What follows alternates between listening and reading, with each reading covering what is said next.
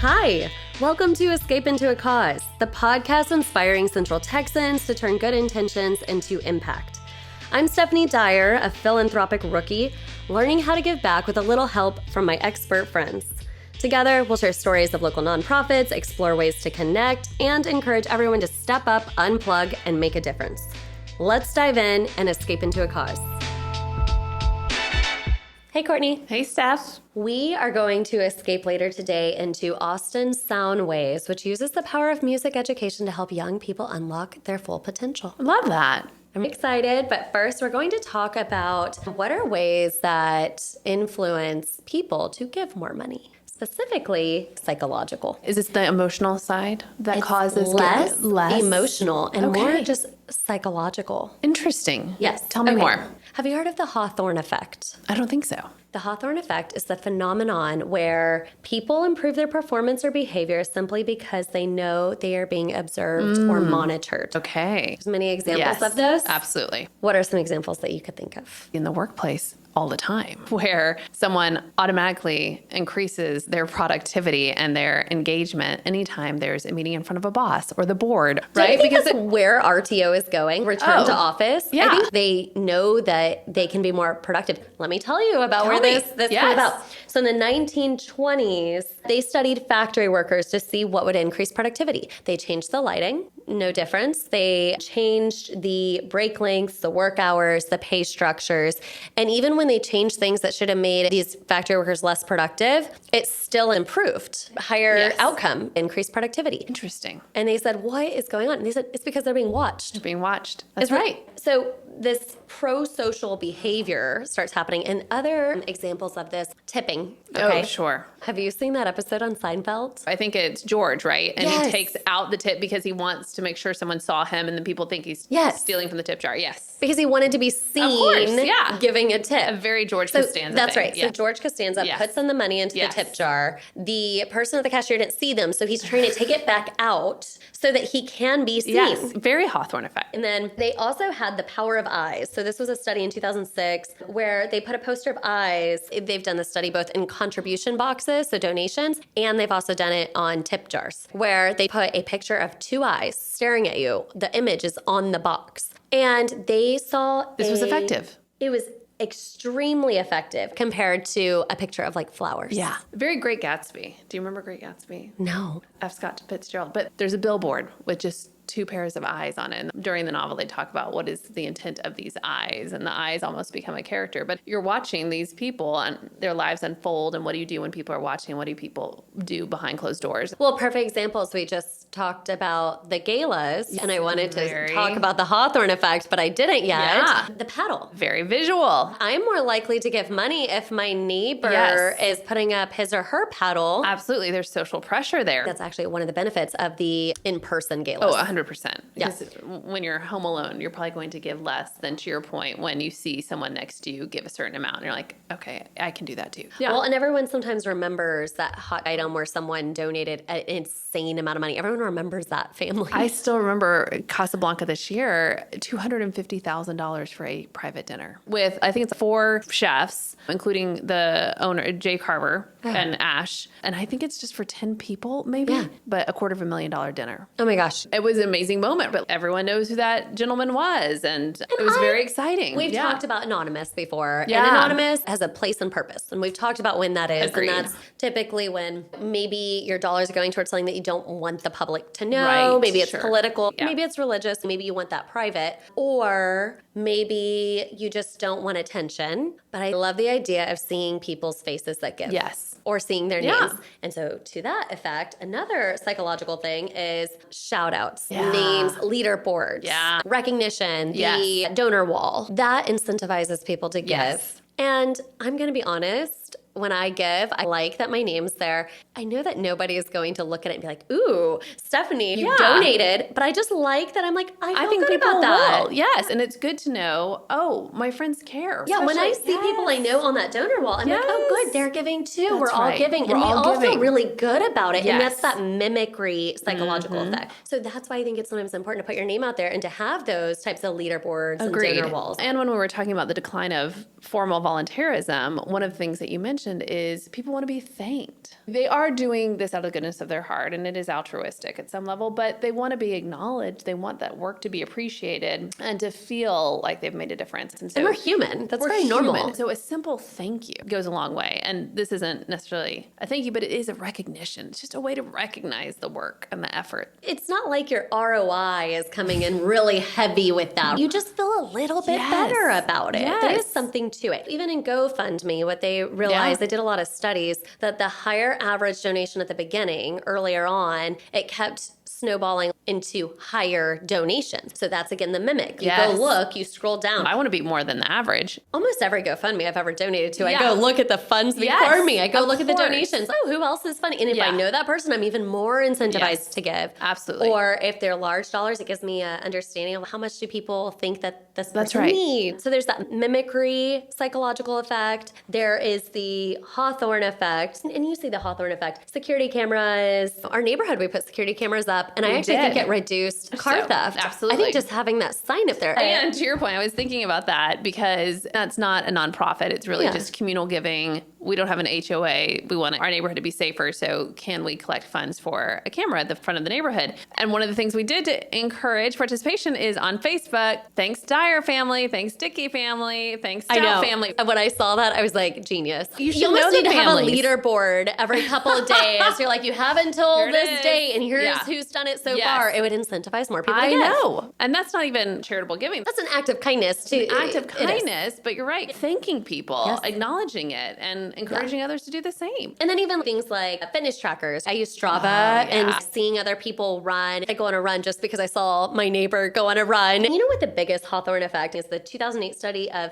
hand hygiene. People watching you wash your hands. They studied and watched healthcare workers in hospitals. So do you think they should all be washing their hands? Yes. I'm watching the new show, The Pit, by the way, on Max. It's with Noah Wiley, who used to be on ER. And it's this trauma hospital in Pittsburgh, obviously all fictional. But the things that doctors have to touch, especially in emergency rooms and all of the they should be washing their hands all the time. And you do see them and they have the dispensers outside of every room. But one of the things that I observed was they're washing their hands all the time, as they should be. So my dad's a doctor, family practice. And I remember always holding his hand when I was little, and his hand was so dry. Yes. So I knew he was washing his hands all the time. But compliance in hospitals jumped 30 to 90% when being watched. That's quite a range, by the way. I think this is a topic that matters, is that nonprofits are trying to get more dollars. If people are washing their hands more, if people are working out more, they'll also give more. And I think that totally dovetails into the gala discussion, and why those are successful is you get your moment in front of an audience, people clap. What I love is when somebody buys an auction package and they pay whatever, they win it, music plays, people clapping, here come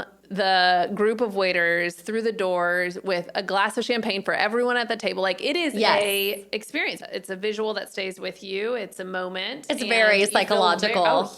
Yeah. I think nonprofits are really getting that formula. That's right. These are things that I didn't think about when I used to say, hey, I don't like galas. This doesn't make sense to me. But the more and more I see of it, the more I know, does it matter if there's more revenue going towards the good and the nonprofit and the cause? So long as that's occurring. The last thing I didn't mention was matching gifts. That's another easy way. That's, again, mimicry. But seeing people match. Because it doubles your impact. If you know by giving $1, somebody else is giving $1, and that $1 just turned into $2 and you didn't have to do anything, that absolutely mentally plays into donation opportunities. Yeah. Well, I think that's it. Thanks, Court. Thanks. We'll be right back. Escape into a Cause is sponsored by Nightlight Insurance Agency.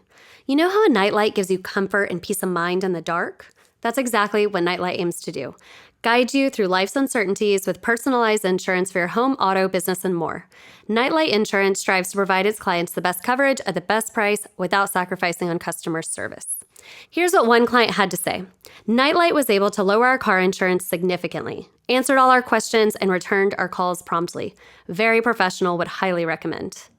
So it's no surprise Nightlight has a 5-star rating on Google. Nightlight also makes this podcast possible by covering production costs so all other sponsorship dollars and gifts can go directly to nonprofits and volunteers. And as part of their mission to give back, Nightlight proudly donates $1,000 to every nonprofit we interview. If you are a sponsor interested in giving back to our podcast, please find us on social media and let us know. Nightlight is an agency focused on personalized service and giving back. See how much you could save and how good it feels to have peace of mind by visiting nightlightinsurance.com. We are escaping into Austin Soundwaves, and here we have Dr. Hermes Camacho, the Deputy Director. Hi, Hermes. Hi, Stephanie. It's nice to be here. I'm so excited to explore and to escape into Austin Soundwaves. Tell us, what is the mission of Austin Soundwaves? Austin Soundwaves, we're a music education nonprofit, and all that means is that we teach all day, every day, during the school day, after school, on the weekends. Our goal is to make sure that everybody who wants to learn music, regardless of your background, where you're from, who you are, you get a chance to do it. Our long-term vision is a world without barriers to music education. And whether you want to be the next Yo-Yo Ma, or if you want to just play music on the side while you're an engineer or a doctor or a lawyer, you have that chance to do that no matter what. Giving everyone equal access to music. Absolutely. I love that. I know there's one physical location and you partner with schools, but could you speak to the location of the community you serve? We're primarily in East Austin. It's historically a marginalized community, and that's where a lot of the need ends up being, just in terms of anywhere from access in general and resources. We make sure that we get in there and not just provide really excellent services and not just provide a music program that exists, one that exists where you might find it at any location, not just in Austin, but throughout the country. Great. Hermes, who do you look up to in the nonprofit space? Any organizations or leaders that you admire? Throughout my career in the nonprofit space, there's so many people to look to, so many wonderful organizations. There's one person in particular that I look up to. Her name is Aubrey Bergauer, and she was, for a very long time, the president and CEO of the California Symphony out in California. And the reason I look up to her, she made that into a successful organization. She came in and really revitalized their stakeholder base, their audiences. What's cool about what she does is she's so incredibly innovative. She threw out the old playbook and found different ways using data, using the technology that exists, using any of the things that are available to us today in the 21st century to ensure that there's plenty of programming, that programming is equitable, that the arts is serving the community the way it serves. And so following her example and the different ways that she's approached it, we carry that into the work that we do. Even though we're not a performing arts organization, but we do a lot of performing arts and playing. And a lot of that translates into arts education and the work that we do all day, every day. That's great. What is your background and how you got involved? You say that you've been involved in nonprofits and, of course, music. Can you just share a glimpse of what that is? I'm a violinist and conductor and composer. I actually came to Austin. Do I have to tell you how long ago it was? I don't want to admit it necessarily, but I've been here since 2006. I did my doctorate at UT Austin, so hook 'em horns. So you were at UT in 2006? In 2006. Okay. Yeah. That's not that long ago. I got here in 2009. Okay. We're in the same boat. We've seen how this city's evolved. I wanted to do the tenure track thing and become a professor at a big research university and found myself really loving Austin too much to leave. I had no intention of working in the nonprofit space. It sort of found me, and it started off at Austin Soundwaves looking for a one-year gig in between graduation and sending out what felt like 250 applications for tenure track positions. And I fell in love with this work. I swore I would never teach anyone under the age of 18. I don't know if I want to deal with middle schoolers. So of course I accepted a position teaching middle schoolers with Austin Soundwaves, and it just grew from there. And I started out teaching orchestra and band and then music theory, helped grow the chamber music program, helped us grow from 40 students to now 1,400 students every single year. And I fell in love with the work, but the students as well. It was a one-year gig, and I've been there since 2012. And I tell my students all the time, don't put yourself in a box. You never know what your dream job is until you find it, and it finds you in return. Yeah, I could see where you're looking back when you're young and saying, I don't know if I want to work with kids, but it's the foundation, and you're setting them up for success. And I always mention that the younger they are and the better the foundation you're building for a successful and independent life for them. So that's fantastic. The saying goes, children are our future, and that's true no matter what space you're in, but it's especially true in music and music education. My 12-year-old, Connor, he is an orchestra and he plays the viola. Violas rules. I'm a violist and violinist, and that's the way to go. He loves it. That's great. I've got a couple of facts about music, and you probably already know them. Okay. Who kept composing after going deaf? He heard music in his head using vibrations and a stick between his teeth to feel the piano. That would have been Mr. Ludwig van Beethoven. Very good. I think I would have had to give up all of my training if I couldn't answer that question. I'm not going to lie. I would have guessed Beethoven, but that would have been a guess. So He's pretty famous for that one. And I think in the lexicon of all music trivia, hopefully that's a good one to ask. Okay, let's see if this gets easier. What is the oldest known musical instrument? Oh, the oldest, I took this class, a lira? A 40,000-year-old flute made from vulture bone. Oh my gosh. I did not know that. I need to update my sources. You were pretty good at knowing those. Let's switch gears and talk impact in numbers. I know that you might have some numbers to share, but just to give maybe a little bit of quick history, Austin Soundwaves started in 2011. So y'all are a teenager. Yes, we are. Sometimes it definitely feels that way. Started 2011, 42 students, one school, and it has grown life to date. Austin Soundwaves has served over 5,000 students at 41 schools, and it's K through 12 primarily, and 500 concerts life to date. Yep. And it's tuition free or low cost for students that are eligible. That's correct. The majority of our students, it's tuition free, and we try to figure out a way for those who can't afford it. We want to make sure that's equitable, that it's still low cost and accessible that way. It reminds me of another nonprofit we just interviewed, which is Awesome Sunshine Camps. Oh, great. I love ASC, providing access to joy, to magic, to building a foundation to children who may not otherwise have access. I think it's beautiful. I am a big fan of the work that they do, and there's a lot of crossover between arts education and providing that joy. Joy is one of our 4 values at the organization. Joy is an important part of any of the work, I think, that most nonprofits do. I don't know what I would do without music, but I definitely see my teenage son. I don't know what he would do without music. My kids, too, they play baseball, they swim, they do a lot of different sports, but one plays piano, the other one loves violin. I push him pretty hard and I say, I'm not going to hold you to it. You can quit violin anytime if it ever gets too much for you. Just manage your time. And he's always, no, I love doing this. I want to stick with it, even though he's great at so many different things, too. I think it's a great escape. And I see that in my own kids. I've seen it with the hundreds, thousands of students we've worked with. Yeah, and studies have shown that children who play instruments have higher graduation rates and do better academically. We've seen that research, and baby Einstein's a thing, and introducing classical music. I think a lot of that also is the component of being committed to something and really working hard and striving around music. And there's so many different avenues for that, whether you're in sports, whether you're in theater, whether you're in a chess club, or any number of really interesting activities. I just happen to be biased and think music is the best when it comes to providing that opportunity. If you were to ask a lot of people, what is one of your regrets that you didn't do as a child or you didn't do when you were younger? My guess is a lot of people would either say learn a foreign language or play an instrument. You're right. I get a lot of board members, stakeholders, parents who say, I wish we had this opportunity, or I wish I didn't quit the flute so soon. And our answer is always, come join us. You as an adult, it's never too late. Do you play an instrument, Stephanie? I don't. Yeah, it's I never wish. too late. It really is never too late. I know. Pick up a guitar, piano, whatever you want. I was just talking to Yellow Bike Projects, and I'm still trying to get myself back on a bike on a regular basis. So it's like one at a time. I think playing the guitar would be phenomenal. I think that'd be fun. It's a great escape, just to relax for a few minutes. And this show is all about an escape. Exactly. Get off your phones, get off the TV. It's all on purpose. Yeah, there's 3 approaches. There's 1, teaching and mentoring, 2 is coaching and training, and 3 is planning and collaboration. I can speak to those 3 approaches. It focuses on creating that foundation and that infrastructure for success, not just for the students, but for the programs that we work with, especially school programs. Some school programs have had incredible funding and support from the school because of size or resources. Some have the size and don't have the resources, and so we help new teachers come in and help train them and help them build a successful program, advocate on their behalf with the administration, help recruit students and really get them excited because maybe there hasn't been a long-term culture. Maybe it's a new school. In some of our cases, a lot of them are 5, 10 years old and are just getting into that space, and we provide that service. We do more than plug holes, but in a lot of ways, we're completing the picture for a lot of these schools and the programs. And so in terms of the numbers, that's where we're getting our 5,500 plus alumni. They're coming from these schools.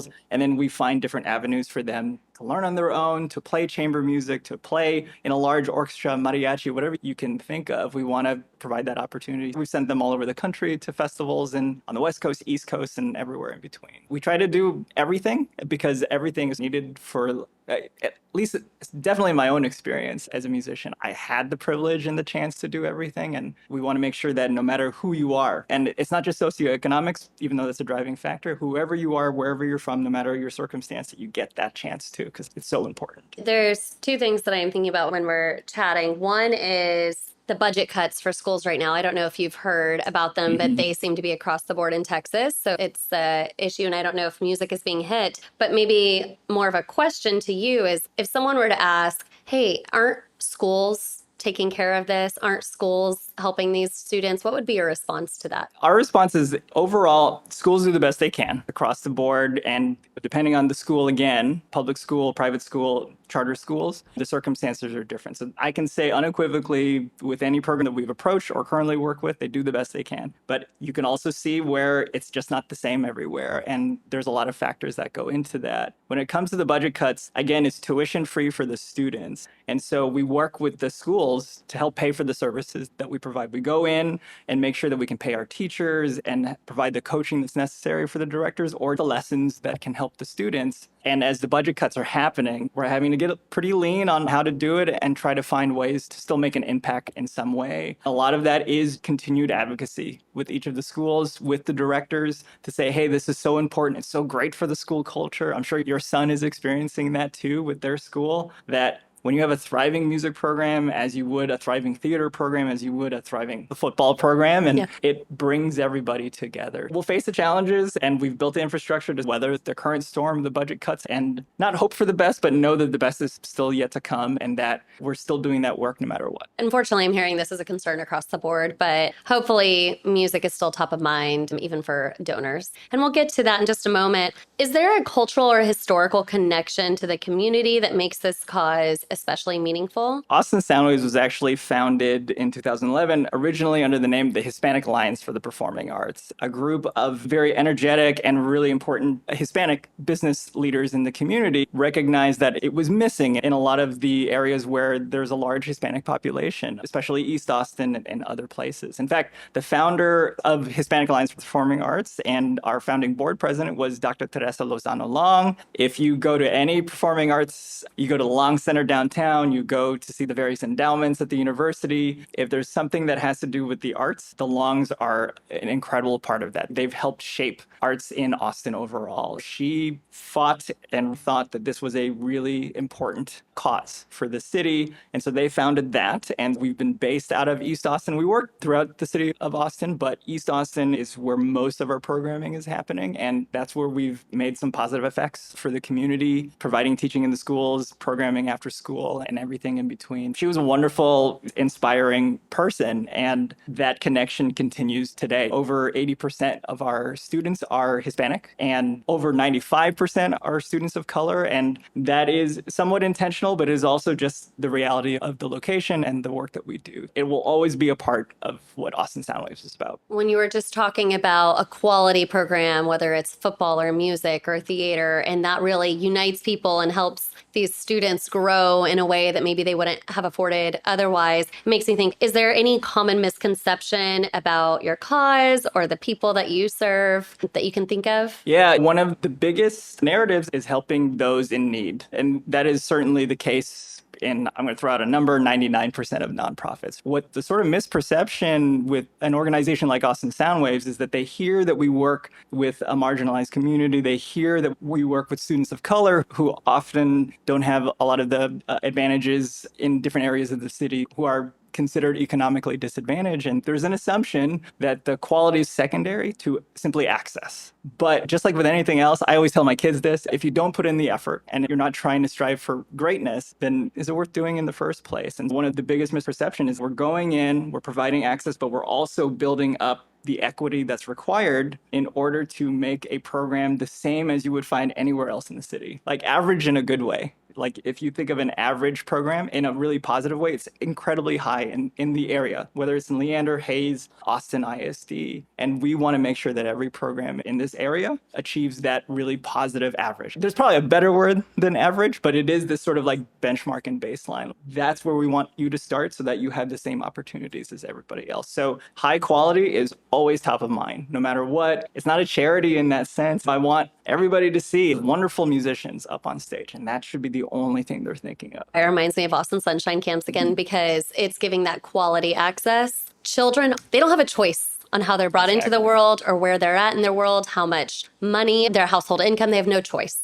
So So why not give them the equal opportunities? When I first joined, I'll admit freely that I thought of it as a charity. It's like, oh, I get to do great work in this charitable savior sort of aspect. They're not like me. And after the first concert, 2 months in, and it shouldn't have been a shock, but it was a surprise. And it was a really huge light bulb moment for me when they were saying the exact same things I would say after a concert. Any of my classmates growing up, they would say, Mister, I missed this note. Is anyone going to know that I missed this note? I can't believe I messed up measure 17. And I was like, oh my gosh, I was so naive and I was so wrong to think that they wouldn't think the same thing. They want the same thing that everybody else does because naturally, like you said, they can't control so many circumstances, but they can control their ability to play music and to strive for the best. And so we owe it to them to make sure that experience is at that level. In a world that's becoming maybe divided, I think we actually have so much more in common across socioeconomic backgrounds, across ethnicities, race, gender. And so everyone's very similar. I love that y'all are supporting children in that way. Is there anything significant you're excited about in the near term? I've been around since 2012. Feels like a lifetime ago. So you came in a year after. So I got to see it grow and come into that place, and just seeing us go from one school to as many schools as we're now, 40 plus every year, and the number of students. I'm at the point where I don't know all the names of our students. I think that's a good problem to have. Whereas before I knew everybody, I knew down to their favorite Pokemon and their favorite sports team and things. But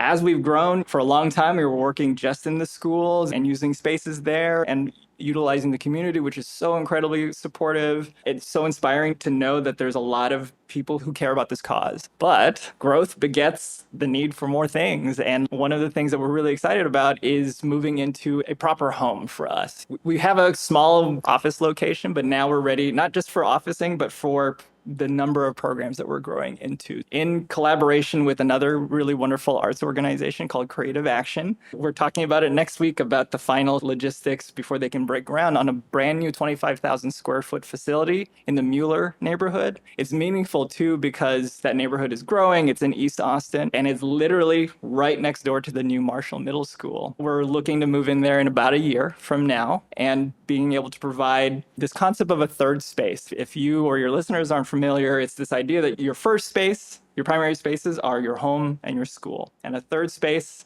is that community center where you got to hang out with friends without teachers around, without your parents involved, sort of thing. Like you get to be who you are outside of your regular spaces. And so this building will represent that third space for our students, which they've been asking for years. And it's a great place for our current students, for our numerous alumni who come back and play with us and stay connected with us, who become donors and supporters and board members of our organization. So we're very excited about that. We're in the midst of a campaign to raise the funds to do this. And we're excited that it's going to double our programming. The number of private lessons, the number of ensembles we can get started with, you name it, it provides more of that high quality access for our organization. We cannot wait to get there. I wish it was tomorrow, honestly, because we're ready to use it now. That's awesome. That area has grown so much since we've gotten into Austin. Going back earlier to you discussing why quality matters. I know that there's a few stories that can connect listeners to the program, and Daniela Santiago is one of those. Could you tell me a little bit about her? Daniela is an incredible story. Just first off, our goal isn't to create 5,500 professional musicians. Right. We do need musicians to attend our concerts and for them to love it. And if they want to do that, that's great. It's a hard life, but we're ready to support them. But we want them to just love music forever. Daniela is one of the few exceptions in which she knew right from the get-go as a 7th grader, she wanted to play music professionally. She had just started learning guitar in 8th grade. We had a mariachi program. We were getting ready for a recording session to submit for a TMEA, which is the statewide music convention.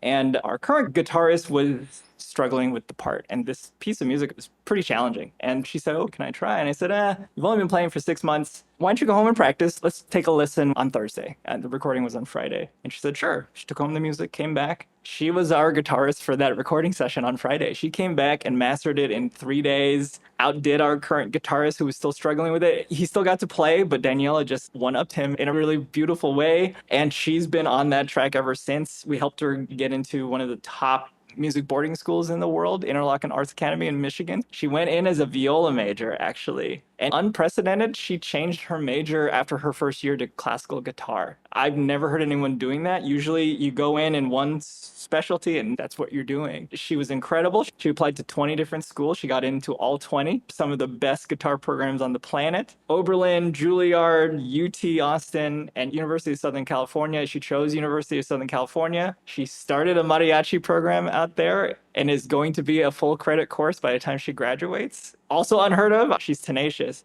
But the coolest thing that she's done, if you can believe it, she started a band together, Conexión Divina, all-woman band playing Hispanic music and music of that tradition. And they were nominated for a Latin Grammy, and they performed at the Latin Grammys a year and a half ago. And then she was signed by Sony Latin. So we can never say this is the goal of every one of our students, but to know we were a part of that story and had something to do with that. I always joke around whenever we touch base at least once a semester, and she usually comes and visits and we all hang out and say hello. And I say, Danielle, the only thing I ask, promise you'll never forget us as you continue to grow and be amazing. And she always tells us, how can I ever forget you? I wouldn't be here without you. It's always such a beautiful thing. That's all her. And we're just fortunate and privileged to be part of that journey. Daniela, well done. I love when I see women moving up in their careers and paving a new path for the musicians behind her. That's incredible. And well done, Austin Soundwaves. Thank you. It's beautiful. And I know there's other stories like Miguel Hernandez. I know I saw his impact story, full circle, becoming a band director after going through the Austin Soundwaves program. I know that there's another story that you can share with us. One of the bright shining stars of our program, Draylen Mason, he was set to graduate in 2018. He was a bassist, an incredible person in the community.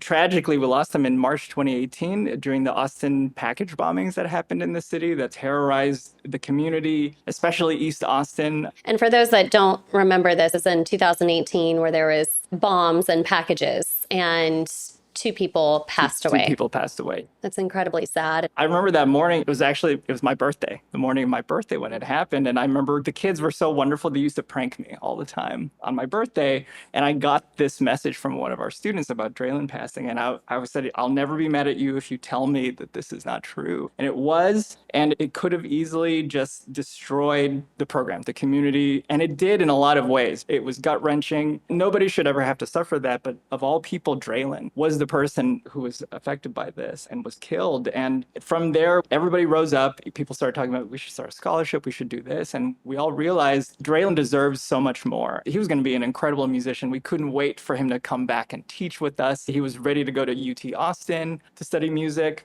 And he used to joke around when he was younger. He wouldn't say he was a student at Austin Soundwaves. He would say that he was a faculty member at Austin Soundwaves. And we used to tell him, soon enough, Dre, you'll get there. He was ambitious. He was very ambitious, and we never got that chance. So the next best thing, and it falls so short of the legacy that he was starting to build and the story that he was going to accomplish with us, but we started the Draylen Mason Fellowship Program so that way we can inspire other rising high school students to excel at the highest levels of performing and also being this pillar in the community. He wrote essays and gave speeches as an 8th grader to the Austin City Council about what it meant to be a young Black man in this city and the sort of things that he feared as a young child and as a young man. He lived that all the time. He was everyone's friend. He was so annoying because he was always with us going, hey, why don't we do it this way? He was maddening. He was frustrating. He was brilliant. And ultimately, we're sad, but we're inspired by who he was. And we're about to have our 7th concluding concert of the fellowship year, a 7th cohort. We're talking more than 50 students inspired directly by Draylen through this program. And we shape everything we do after what Draylen meant and what he wanted from us and expected from us. And so that is a catalyzing force behind our work. And I'm proud to be part of that. And I'm saddened every day, but I am inspired every day by Draylen. Draylen sounds like an incredible kid that had so much potential and loved life and showed up so much more than the average 17-year-old. The way that you described him just now is not the average. And nowhere near. I'm beyond happy, despite me wanting to cry right now. I am beyond excited that his legacy is continuing through Austin Soundwaves. Absolutely. Yeah. Thank you. I appreciate that. Thanks for sharing that story. I do ask guests to say something good about themselves, and it's to inspire others. And we call it a good brag. And I would love to hear yours, Hermes. This one is so uninspiring. I'll just say that in the sense that My good brag is being able to turn off and actually do things outside of this space when I'm not working at Austin Soundwaves. This is the kind of thing that it's so inspiring to work with these kids and to do this work. I love being able to watch my kids play baseball and cheer the crap out of them and know that is just where they're living. And so for me personally, I'm not doing any more volunteering. I'm not doing any big change in the world, but working at a place like Austin Soundwaves and knowing the sort of impact that we have and then having that freedom to just go and be as best a dad as I can and experience that with my kids. That's my brag, and it's meaningful to me. I love that brag because I have told many people, hey, your brag does not need to be volunteering or anything formal. Sure. It could be an act of kindness. Like, the one thing that I think of is just being a really good present parent. I think parents showing up for their kids is a good brag that every parent should be able to share. I think so too. So I appreciate that. And it's just so much fun to not just have music as part of their lives all the time and enjoy baseball, enjoy swimming, enjoy the other forms of art and activities that they do. That's such a good brag. Now I want listeners to have a chance for bragging rights. Can you let listeners know how can they show up for Austin Soundwaves? There's so many different ways. We will always welcome your time and your treasure, whether you're volunteering or you want to support our programs, support our campaign to move into this beautiful third space, to support things like our brand new orchestra that we're building for next year. So that's one way, and showing up to that. But also we have a lot of big concerts coming up, the two in particular at UT Austin. On the evening of May 8th, 7 p.m., we have our annual season finale. It brings together many of our partners and programs into a beautiful 1 hour. And I say 1 hour because these can go forever. And so we really try to make it a really wonderful snapshot of the work that we do. It's free to attend, and it's the kind of thing where you can come and enjoy and just see the mariachi, the orchestra, the band, the chamber music, the little kids, older kids, just playing and showing off the work that they've done. It's free. Go support it. Come see it. It's a great time. And then our Draylen Mason Fellowship Program concludes with their annual capstone performance in the Draylen Mason Music Studio, named after him at KMFA, the local classical radio station. That's happening on May 20th at 7 p.m. as well. And these fellows, every year, it's just so incredible. They're different and so wonderful and tremendous in so many unique ways. They spend the year putting together what this concert looks like, and this is your chance to see their beautiful work. And so that's on May 20th at 7 p.m. at the Draylen Mason Music Studio. Okay, attend, be there, show up, volunteer. What's a good first volunteer experience for someone new helping out? Can you give us a glimpse into that? We're primarily teaching, so volunteer teaching is a little tricky. Coming to an event and giving us a hand is a really easy way to do it. Show up as our event staff, talk with students, get to know these students and really hear their stories. They love talking to adults and sharing sort of their ups and downs, mostly ups as a musician and in their life. So coming to our events, you can email us and get in touch that way. And that's the biggest way that somebody can get involved as a first touch point, is volunteering that way or come to an event. I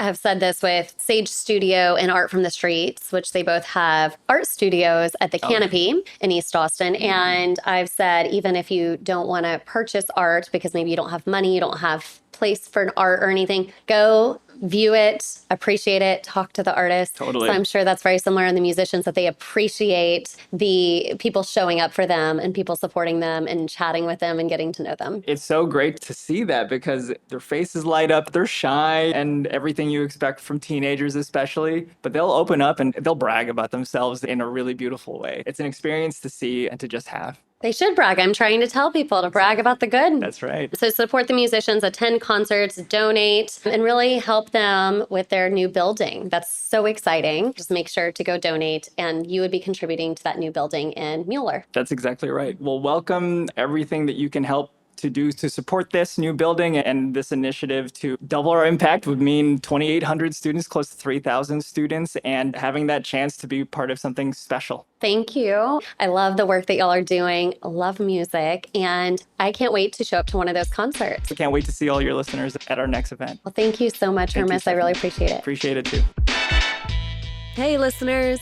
Hermes is one of those people whose energy makes you smile, doesn't it? Passionate about music, excited to work with youth, and clearly committed to giving kids in Austin the chance to access something powerful. And from the way he talks about his own family, I'm just going to say it.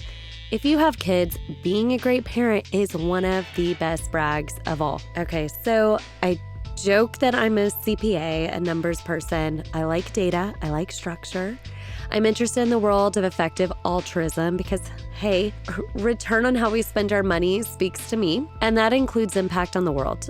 But I can't imagine a world without music. It moves me, it makes me smile, it makes me cry, it makes me want to dance, it makes me want to sing, it makes our family silly. It's what brings everyone on the dance floor together having a good time at your last wedding, family reunion, or bar mitzvah. I love music, and that's what's incredible about Austin Soundwaves. They're removing the cost as a barrier and giving kids the tools and support to create music. It's such a gift, especially during the years where you're figuring out who you are, because sometimes the best way to do that is to escape into music. Earlier in the episode, Court and I talked about the psychology of being watched and how it affects giving.